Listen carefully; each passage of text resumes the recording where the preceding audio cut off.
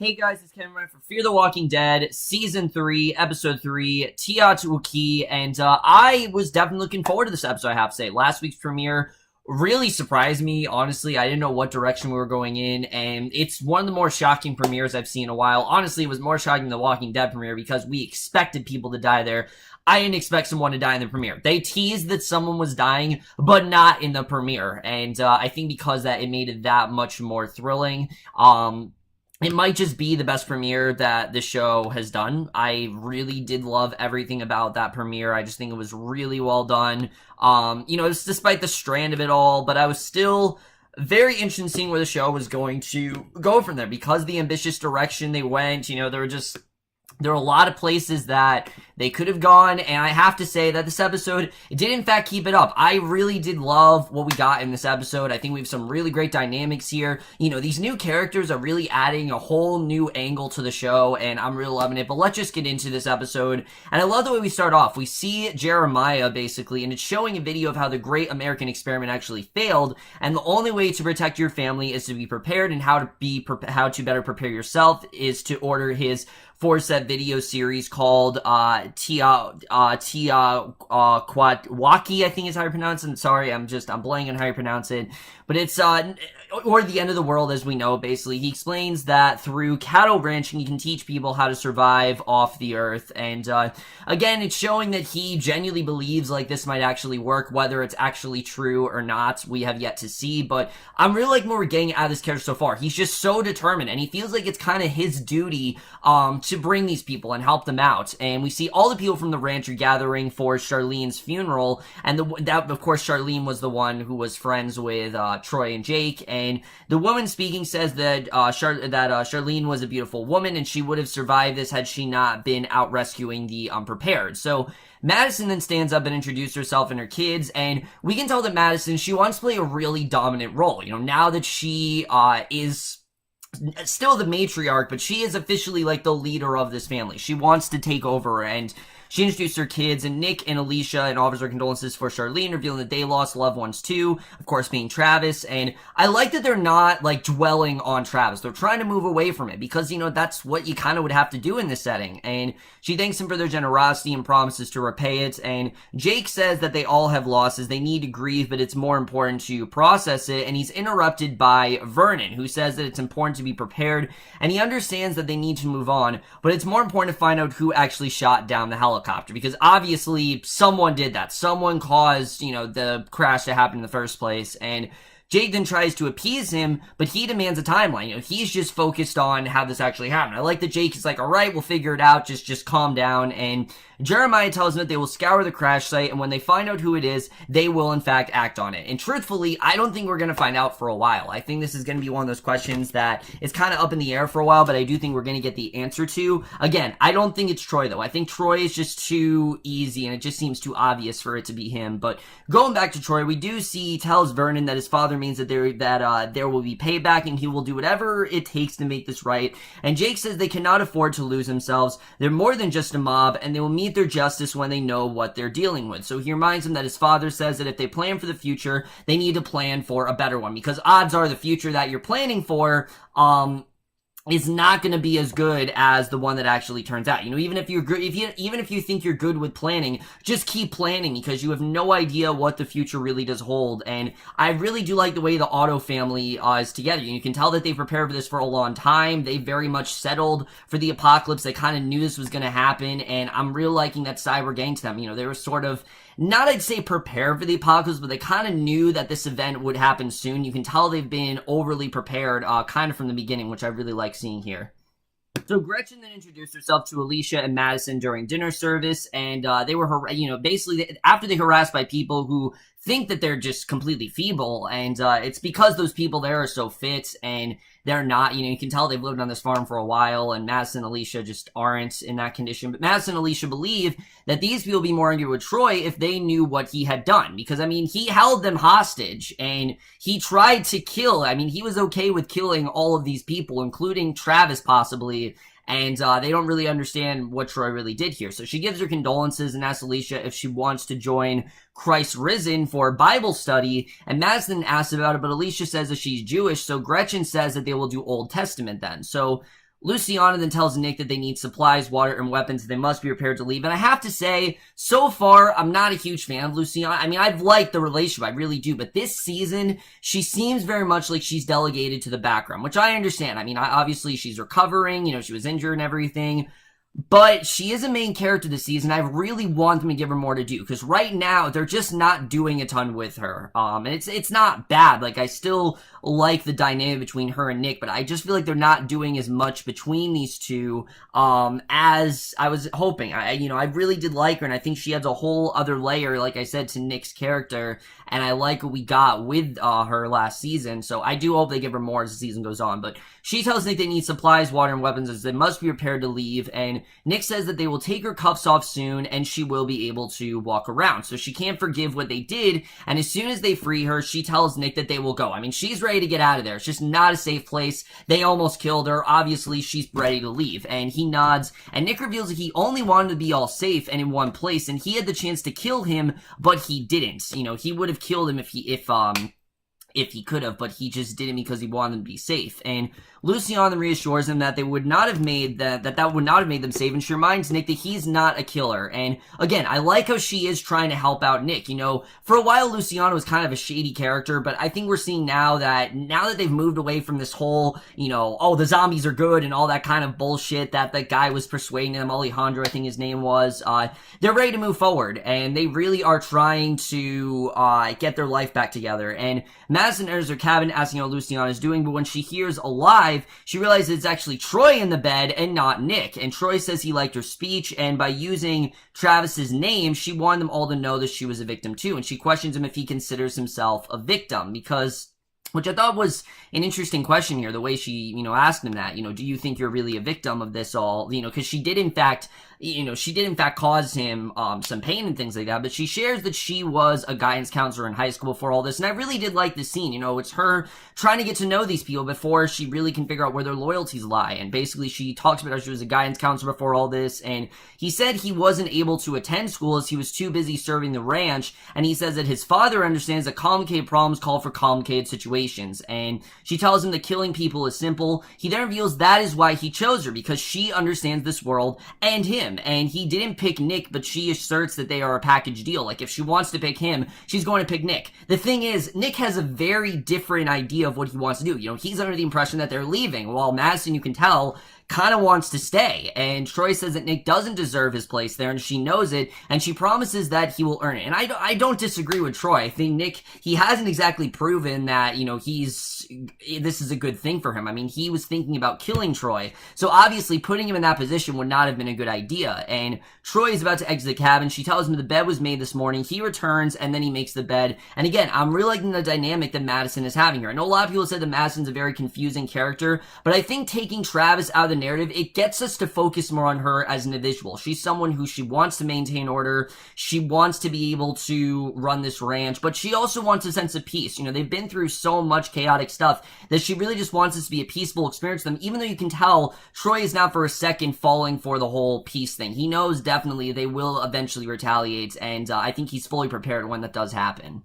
So we then get to the one part of the narrative that last week I didn't really understand why I need to be here. We get back to Strand, and I have to say, after this episode, now I understand why we've been seeing Strand. I think it definitely made sense here. Look, Colman Domingo's a great actor. I just didn't really feel like he needed to be there last week. But here, now I understand what they're doing here. Because he drives through this long line of people who are waiting in line for water. And he asks the guards about his friend Dante and if he's alive. But they insist that he wait at the back of the line like everyone else. And he offers them the keys to the car. But they actually throw him down and point their guns at him. And this man stands over him telling Strand that he looks like crap. And all three of them, they're in the cabin when Madison tells them that they need to win the people over. She tells her kids to stay away from Troy until she wins him over too. Again, she just doesn't really feel like Troy is someone who's safe. You know, he's obviously kind of like a loose cannon. She knows that he could go off at any point, and Nick suggests that they start out over somewhere else. That this is just not a safe place to be. You know, they find a house, they grow crops. He wants to do all the same things. He just doesn't want to do it there, and he's very defiant when Madison says that they're not leaving after he says that they do have options. And I agree that this is only one of their options, but it's better than nothing. It's better than what they were doing. You know, before they were kind of on this like scavenger mission, and I think Madison's just happy that they're all together, and she kind of just wants to stay here. And Madison harshly reminds Nick that they're staying because they dragged him out of the hellhole that he was in, and he's just not safe anywhere else. And he's sure that Luciana will not be welcome. And Madison says that he has a choice to make, and Jake isn't talking to his father about the flight route and saying that something is wrong about it, and Madison comes in the room, but Jeremiah says people usually knock before they enter, and she needs reassurance, worried that some people actually resent them. And when Jeremiah says that that's only natural as they are strangers, she tells them that they're not strangers to Troy, that they know him very well, and she says that he threatened Nick and wants to keep him on a leash on Troy, and I like that she didn't try to hide this from him. Like, she was straight up and said, look, he outright threatened my son, and obviously, he's not someone that we really trust right now. And Jeremiah says this is a free place for people who need help, and she says that she really does need it, and I like the dynamic these two have. You know, there is definitely a sense they are going to clash, but right now,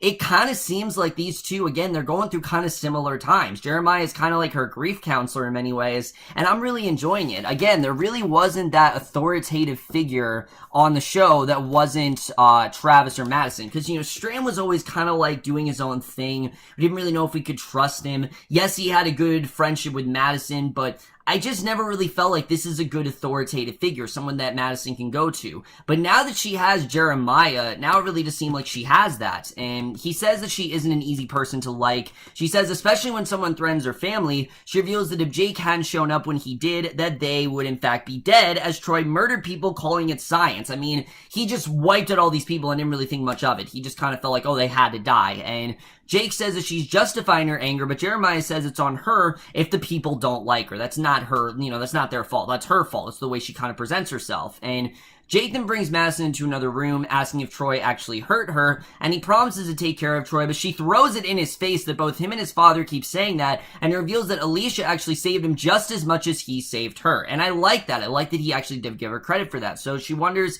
if he's worried about the helicopter, and he says it was probably some crackpot scavenger, and he's really not too worried about. Like, maybe it's not really something to think about. I don't know about that, though. I think knowing this show, there definitely is some sort of, you know, there definitely is a bigger reason for that. So she says whoever it is, she wants to meet him, and she sits down to watch Jeremiah's videos, and Alycia and Nick then watch the horses when she shares how their dad used to take her to the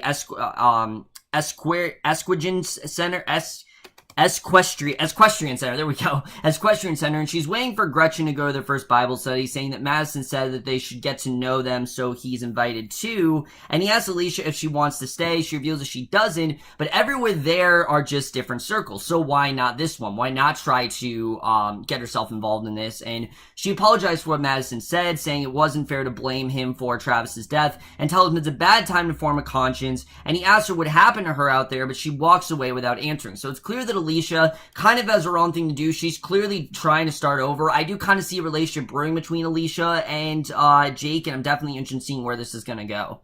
We then get this great scene between Troy and Jake, and I have to say, I'm really enjoying these characters. Like, I didn't think I would like them as much as I did, but they really are fantastic. We see Troy's working in one of the gardens when Jake arrives. He orders him to stay away from Madison and her family because it's just not a safe idea right now. Obviously, they don't trust him, and they certainly don't really trust them either. And Jake says they came under his invite and they trust him, but Troy says they came there not to get eaten, so he shouldn't flatter himself. I mean, they're not there for that reason. So Jake begs him not to do this, as he's the only one who believes in him, because the ranch knew what he really was. Obviously, you know, he knows very well who Troy is, and Troy then firmly believes that he was helping these people at the depot, but Jake reminds him that when their father is gone, this all falls on them. They're gonna have to do this together, and I don't know if they're foreshadowing that Jeremiah is gonna die, but I kind of feel like that's where we're headed, that, you know, Jeremiah is gonna die. They're gonna be, someone's gonna have to pick up the pieces, and you know, Troy has to have some sort of conscience to do that, and Troy has to be in the right state of mind, because if he doesn't, I mean, this is just going to turn out worse for them, and they need to lead this place together, and he needs him to stay away from the Clarks, and Troy says that he hears him, but knowing Troy, I mean, I don't really know, at least so far, I don't really think we can trust him, and Gretchen and her friends then bring Alycia to a grate, and they follow her down the ladder, and once inside, they pull a bong and drink alcohol, all kinds of things that Alicia's not really used to doing, but they recite Bible quotes, and Alycia asks where Jeff is, and Gretchen then opens a container, pulls out a birdcage with a walker's head inside, and Alycia starts to laugh at it while it grunts, and Madison then picks up a tape that says raw footage 6/13/96, roll to Teotwawki, and she sees a nasty side of Jeremiah and how harshly he treated his wife and children, and it's not at all the Jeremiah we're used to. I mean, this guy, he's just so rude to his wife and kids, just want him to continue the footage, and he's ordering Jake to tend to his sniffling young brother Troy, and Jeremiah turns it off. And I like that he, confesses to her, saying that this wasn't his finest moment, that it's funny where they start and where they end up. And she asks about the boy's mom, what has happened to her, and he says that that was actually Troy's mother. Jake's mom was actually his first wife, and he reveals that his first wife died before all of this happened, and I feel like we're going to find out more about that later, but definitely that's going to come back. There's definitely more of a reason what happened there. And Madison shares that her father was a drunk like Troy's mother, and here it was actually the alcohol that killed her, we find out. It was horrible at the end, and it was Troy who tended to her in the end, and she hated him for it, and he was busy selling buckets at the time, and I think it's going to be interesting to see more about that. I do feel like we're going to get an all-Troy episode at some point, or an all-auto-centric episode, so I'm definitely looking forward to that. But Dante and Strand then talk and laugh about old times with Thomas. He's saddened to hear that Thomas has died, but he's nice to be back with someone who is like-minded, and I like this scene. I like that it wasn't anything too crazy. They're just kind of enjoying themselves, remembering who Thomas was, and I really like that. So Alycia then shares with the others what life was like outside the ranch. She says that it's chaos and ruin, that it changes you, but not like Jeff. It's something even worse. It doesn't just turn you into a walker. It's something, a lot more emotional. I mean, think about Alycia. Her boyfriend turned into a walker, and she's kind of had to go on from there. So obviously, she's in this weird position, and she asks Jeff who the autos were, and she's told that they were actually the founding family of the ranch. Jeremiah actually saw what was coming, and Gretchen tells that Jeff is the first one that they saw that was changed but still alive, and they feel that Troy does what he does to protect them, but Alycia says they can't rely on the Troys of the world anymore, and sometimes they need to handle their own shit. And I agree with Alycia that sometimes they just need to handle the stuff on their own. They can't keep relying on this family that they don't really know if are actually going to, be beneficial to them. So I do agree with that. And Gretchen asks Alycia was the worst thing she has done out there, and she admits to killing a man and that it felt easy to her. And we know she obviously killed someone last week, and she's completely fine with that. She doesn't care that she had to kill someone. It felt very easy. She had to do it, and she had to do what she can to get by. And I think this is really showing her development. I'm really liking the place that Alicia's going. I honestly do. I am with her when she's saying that the best thing to do is to just handle it on her own, and I'm really liking where her arc is headed, definitely.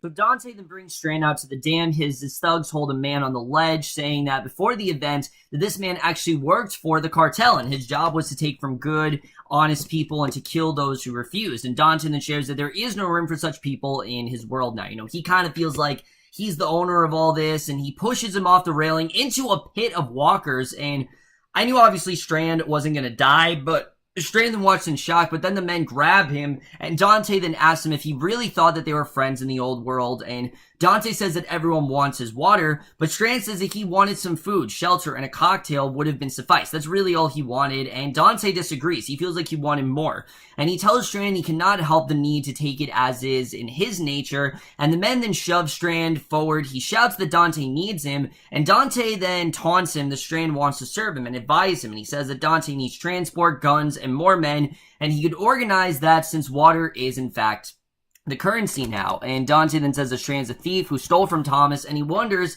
if Thomas died believing he loved him. And Strand admits that he did love him, but Dante feels he would have said anything. He says that Strand will have to work off his debts and feel like the people he has stolen from and feel powerless, and the men then take him away. So they're possibly going to hold him prisoner. It seems like he's going to kind of be like their slave, and we'll get into that, but Nick then wanders the ranch where he sees an elderly couple dancing. He smiles until Troy then shows off, offering Nick to go hunting with him, and when Nick declines, he tells Nick to come and earn his keep, and Troy then drives off with Nick in the truck, and Madison then stands the fence when Jeremiah joins her, telling her that Nick actually went on a war hunt, and she says that Nick doesn't hurt, he is a city boy, asking how long the hunts usually last, and Jeremiah says that it varies, but promises that he will in fact return safely. No matter what happens, he'll be okay, which that's all that Madison needs to hear. She's been away from him for so long. As long as he's okay, that's all she really cares about. And, basically, she jokes him that Alicia's finding God, but Jeremiah says she's finding her place and offers Madison a cigarette, and Madison reveals that her kids never really had a place and that Nick is an addict, and she spent the last 5 years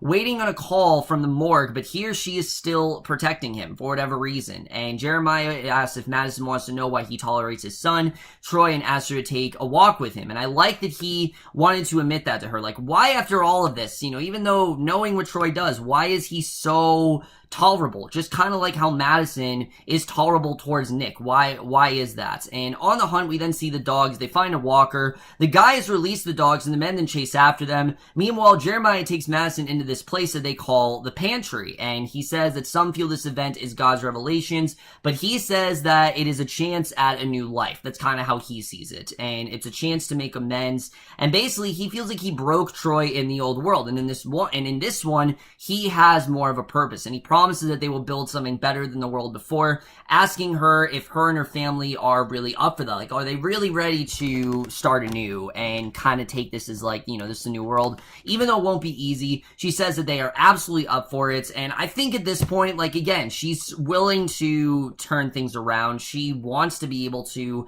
have a new life, and that's exactly what Jeremiah kind of wants for his family. He wants to start anew, and I like the way these two are working hand in hand. They could have easily had these two clashing with each other, but I like that that's not their role. Like I said, he is in many ways Madison's counterpart, and I'm really liking we're getting there. So Troy then attempts to sneak up on Nick. He jumps him. He puts the gun to his throat because, again, remember, Nick really doesn't trust him. And Troy says that the ground is soft and Nick could dig a grave real easy. They suspect that Nick would have killed him, but no one would know for sure. And Nick wonders how long it would take for him to turn. And Troy tells him it would take 87 minutes. And the fact that Troy knows that is crazy. But Troy then tells him if he's going to do it, time it and mark it into his book. And he begs him to record it. And Nick doesn't really understand what's wrong with Troy. But Troy says that he needs to know the nature of life and why they spoil. And Nick then fires the gun next to Troy's head as he is in shock. He grabs his book, he rips the pages out of it laughing, and Troy looks at him believing that they could actually be friends now, and Madison reveals that her, and I like that. I like that, basically he tried to do that there. Madison then comes to see Luciana, who thanks her for waiting for her to heal before they leave, and she says that Travis saved her life. Like, if Travis had not sacrificed himself, Alycia would probably be dead, and not Alycia, Luciana would probably be dead, and she said, basically, Madison admits that Travis was a good man, and he's a much better person than she is, again, she doesn't really trust her, and she tells Luciana that they're going to survive now at all costs and not throw that away, and Jake then asks Alycia if they were turning water into wine. She smiles and says praise Jesus as the group walks back to the ranch where everyone's having a pig's roast, and Jeremiah reveals that one of their teams have actually been gone for 36 hours without word, and they need to prepare for the worst, that this could be another Charlene, like they could be dead. And he says that Troy's going to take a search party out. 4 men then volunteer to go, as well as Madison, and he encourages everyone to enjoy their meal while Madison joins Troy at his table. We then see the ending here, which I absolutely love, and like I said, it seems like they're gonna go find who the next person is, but the way this episode ended, I absolutely love. We see Strand, he receives a jug of water, and he quickly drinks it, and I was thinking, like I said, he was gonna be a prisoner or whatever, but he looks up from the bar, and he sees Daniel. Yes, Daniel is very much alive, and he says that he told him that he would drink it all. He told him that he would be his guardian angel, and he actually is not dead, and that is the way this episode ends. Really fantastic stuff overall, but let's just get into this episode and where I think the show is going to go from here.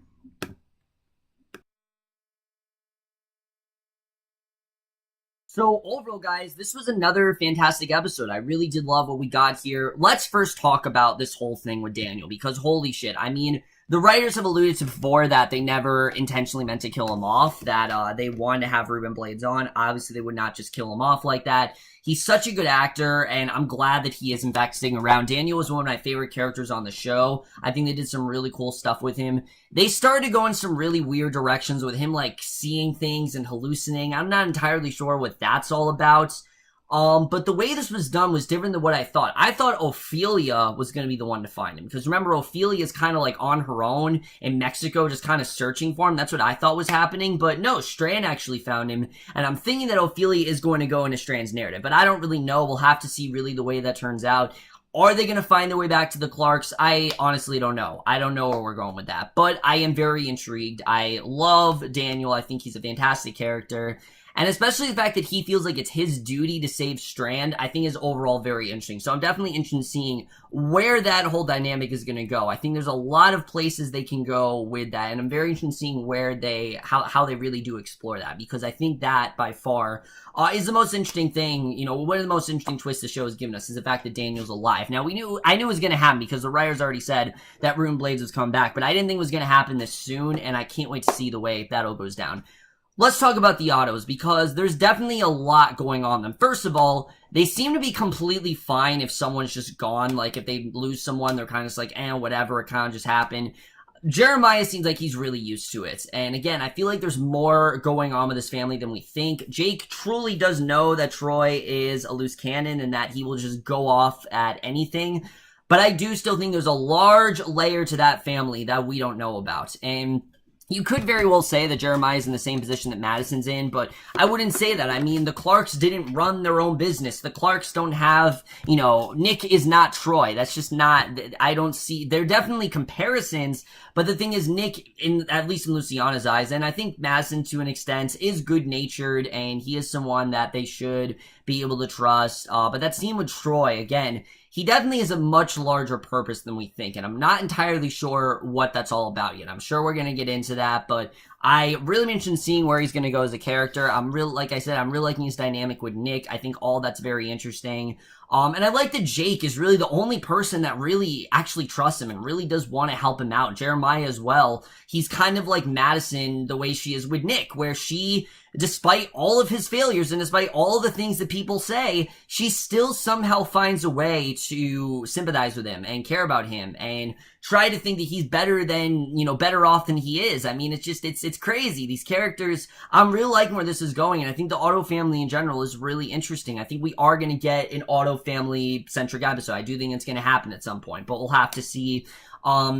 As far as Alycia goes, I like what Alycia said, that, yeah, sometimes they do have to kind of just take care of this themselves, not everything's just going to be solved for them. They can't rely on this family that they don't really trust, and I think Alycia, she does not really trust this family. Now, do I think the Ottos are responsible for the whole, plane shooting? I don't know. I don't know if they're responsible for that. They could very well be, but I don't know if they're responsible. I mean, obviously the plane, someone shot it, and I think we are going to find out. But again, I think it would just be too obvious if it's Troy. I don't think it's going to be Troy. I think there's going to be more to it, and I'm interested in seeing what's going to happen there. I think that whole story, again, is very interesting. I definitely looking forward to seeing where we're going to go with that. But like I said, my only problem with this episode right now is Luciana. I like Luciana and Nick. I like their bonding. Right now, I don't see how she fits in this narrative. I really don't. I think she works with Nick, but Madison clearly doesn't trust her.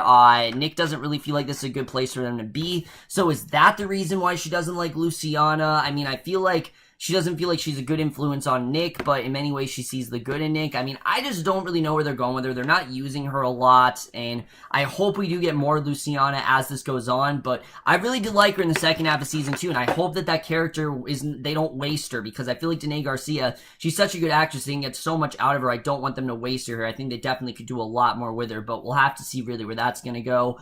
Overall, guys, I definitely am really enjoying this season so far. I think there's some really cool dynamics. Nick and Troy, where are they going to go? Troy believes that they're friends now, so I don't know what's going to happen with that, if they're actually going to become friends, and maybe Nick's going to gain Troy's trust. Madison and Luciana, I think, is very interesting. Madison and Jeremiah as well. I love how they're kind of helping each other out, and he's kind of like her counselor in many ways. I think is really cool. Alycia being on her own. I mean, just some really cool stuff here. And then Daniel and Strand, all of this stuff, I think, is really cool. I really did enjoy this episode. I'm definitely going to Fear the Walking Dead, Season 3, Episode 3, Teotwawki, again, I don't know how you pronounce it, sorry, a 4 out of 5 or a B+. So overall, guys, my this episode of Fear the Walking Dead. Let me know what you guys thought of this episode overall. Left your thoughts in it. Guys, I know I am very behind on reviews. Again, I've just been very busy. I'm trying to figure out the way this laptop is working, things like that.